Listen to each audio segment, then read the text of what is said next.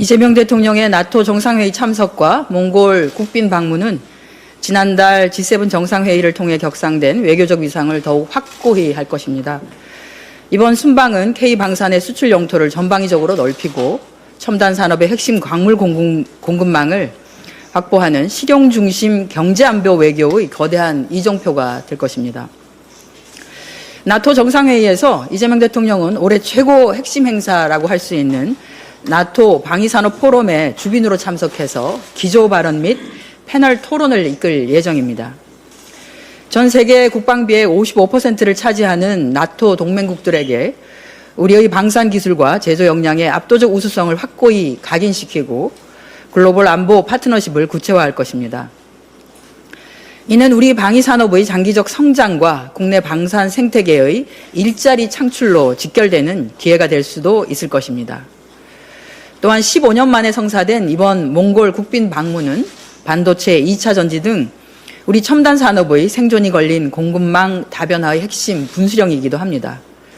히토류 등 필수 원자재를 안정적으로 확보할 수 있는 실질적인 상생 협력을 이끌어 글로벌 공급망 교란 위험으로부터 국내의 중소, 중견 기업들을 두텁게 보호할 수 있을 것입니다.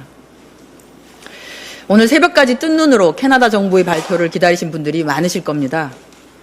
캐나다 정부가 차세대 잠수함 프로젝트 우선 협상 대상자로 독일의 티센크루프 마린 시스템을 선정했습니다.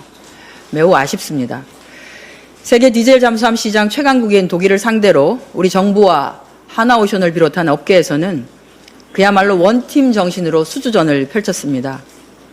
이번 결과는 나토의 벽을 실감하면서도 우리가 가진 경쟁력과 기술력을 바탕으로 지속적으로 끊임없이 유럽 시장을 두드릴 필요가 있다는 것을 다시 한번 재확인했습니다.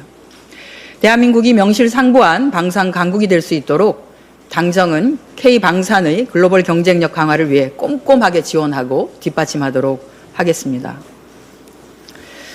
당정청은 대한민국 대전환 3대 메가 프로젝트의 국가적 역량을 총동원합니다.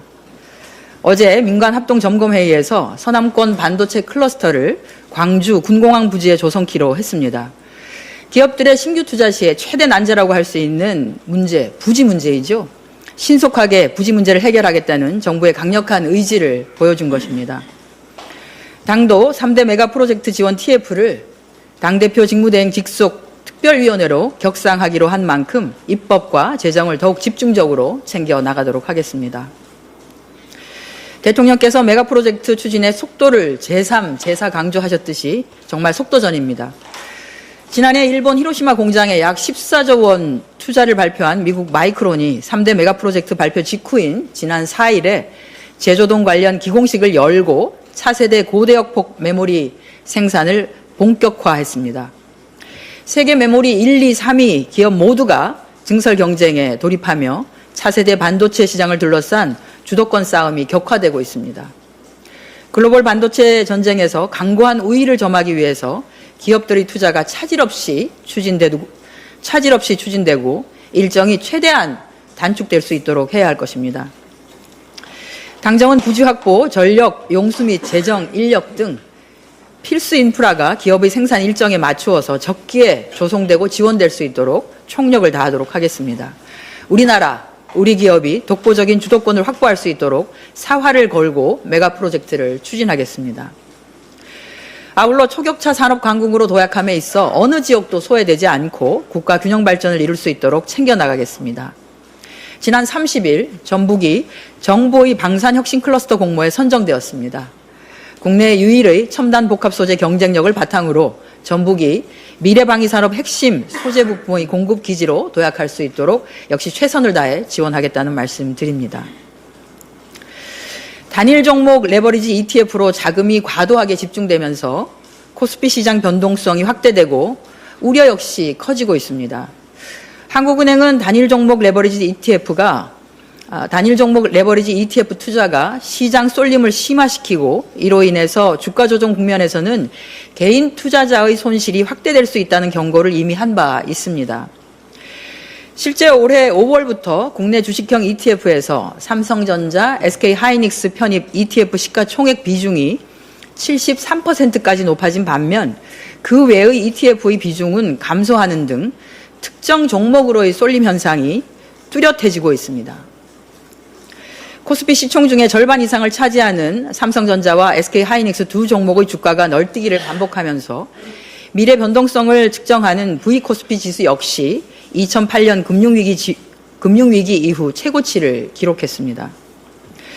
민주당과 정부는 시장 안정과 투자자 보호에 빈틈이 없도록 검토하도록 하겠습니다.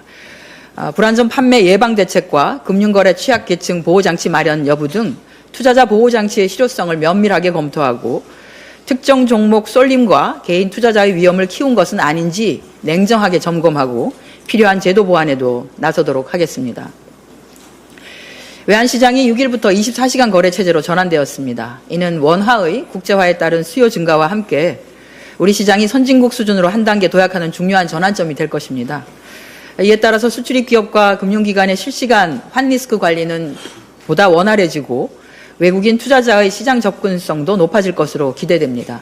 다만 시행 초기인 만큼 시장이 안정적으로 정착될 수 있도록 철저한 모니터링을 빈틈없이 가동해야 할 것입니다.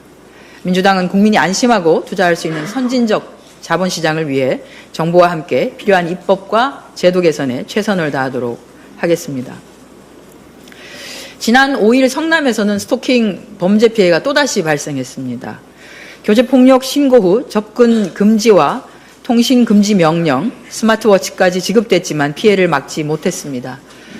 지난해 의정부 그리고 지난 3월 남양주에 이어서 같은 범죄 피해가 발생했다는 것이 참으로 참담합니다. 가장 큰 문제는 가해자를 실질적으로 격리할 수 있는 제도가 현장에서 작동하지 않는다는 것입니다. 예방을 위한 위치 추적 전자장치 부착은 법원의 저조한 인용으로 한계가 있는 것도 사실입니다. 폭력의 수위와 재범 가능성, 피해자가 처한 구체적인 위험까지 종합적으로 고려한 법원의 전자장치 인용을 비롯해 관계기관의 보다 적극적인 대응이 필요합니다. 무엇보다도 현재 법사위에 계류 중인 스토킹 범죄 처벌법 그리고 방지법을 조속히 통과시켜야 할 것입니다. 민주당은 교제폭력 및 스토킹 범죄로 인한 피해 예방을 위해 스토킹 교제폭력 보호체계를 더욱 강화해 나가도록 하겠습니다. 마지막으로 4대 정유사들이 이란과 미국과의 전쟁이 격화되던 시기에 전쟁을 이윤 추구 기회로 삼아 담합이라는 범죄를 저지른 것이 확인되었습니다. 전쟁이라는 시장 불안 가운데 어떻게든 유가 관리를 통해서 물가를 안정시키고 소비 심리 축소를 막아 국민들의 피해를 최소화시키겠다는 정부의 목표를 비웃듯이 담합을 주도하는 메신저 방에서는 오늘 100원 더 올린다, 올해 2조 벌 듯이라며 전쟁 만세를 외치고 있었습니다. 검찰에 기소하는 별개로 공정위의 과징금 처분이 남아 있습니다.